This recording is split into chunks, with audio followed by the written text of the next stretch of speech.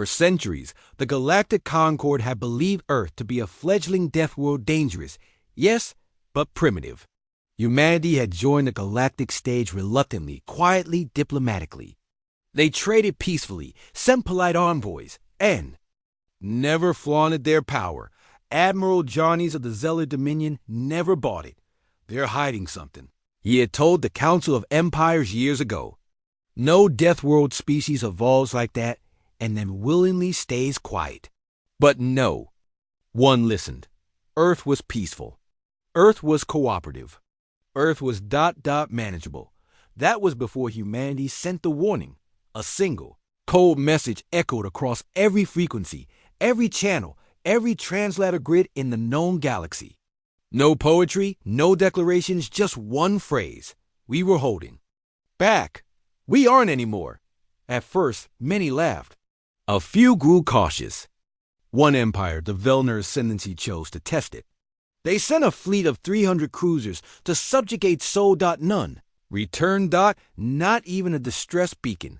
That was the beginning of the war. Without mercy. Captain Elian of the Grax Armada had studied humans. For decades. He was one of the few who suspected the truth. Now he watched in horror from orbit as the Terran assault fleet punched through the reinforced blockade around the fortress world of Arnaxis, primed like it was made of paper. The Terran ships didn't resemble any known design philosophy. No shimmering shields, no delicate gravity sails.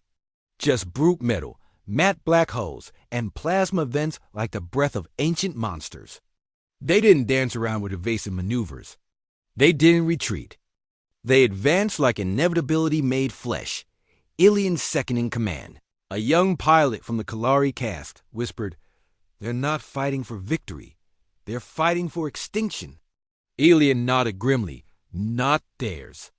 The true terror wasn't just humanity's technology. It was their soldiers. Galactic warfare relied on drones, AI proxies, and genetically sterilized soldiers. Clean, efficient, emotionless. But Earth deployed humans. Actual men and women in terrifying power armor called wolves. They dropped from orbit in ceramic pods that hit like meteors.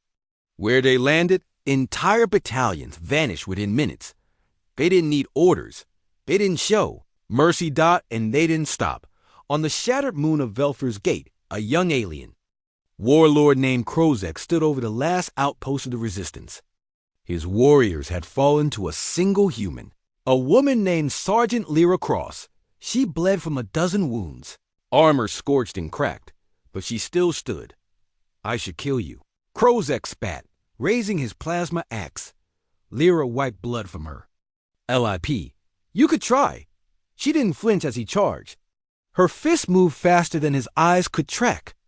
Krozek's body dropped before he even realized his neck was broken. As the Terran retrieval ship hovered overhead, Lyra whispered into her comms, "Velter's Gate is secure. No survivors." At the heart of the galactic capital, the Concord met for one last emergency session. The chamber was in chaos. Civilizations that had warred for centuries now huddled together in fear. "What do they want?" shouted the Krell ambassador. The human envoy, Commander Arjun Das, stood silently at the center of the room. His eyes scanned each delegate with the calm of a man already certain of the outcome. "You were warned," he said. "We came in peace. We offered friendship. You insulted us. You bombed our colonies. You took our scientists and dissected them like animals. And you thought we wouldn't respond. This is genocide," screamed the delegate. "No," Arjun replied. "This is." Restraint removed. Behind him, a projection displayed a galactic map. Red flares marked where human fleets had struck. A full third of the galaxy was already under Terran control in less than 6 months. "This isn't conquest," Arjun continued. "This is survival. You taught us that diplomacy is weakness, that mercy is stupidity. Now we play by your rules." He turned and left the chamber in silence. No vote was called. No response was given. There was nothing left to say. The last known log from Admiral Johnnies was recorded during the Battle of Signer's Maw. His voice was ragged, broken by despair. We laughed at them, mocked them, thought their talk of holding back was bravado. But they had sleeper fleets hidden in asteroid belts, AI-controlled weapons waiting in deep space. Doomsday protocols triggered only if they were pushed too far. They didn't start this war. We did. And now? Now the galaxy burns. 10 years later, the stars were quiet. Terran banners flew over once mighty citadels. Alien empires had either fallen or sworn allegiance to the United Terran Accord. The old galactic order had been reduced to legends cautionary tales told in whispers to alien YOUNGLINGS. At the center of it all, Earth remained unchanged. Blue, green, vibrant. But its people were no longer smiling ambassadors. They were wardens. And everyone in the galaxy remembered the day Earth stopped holding back.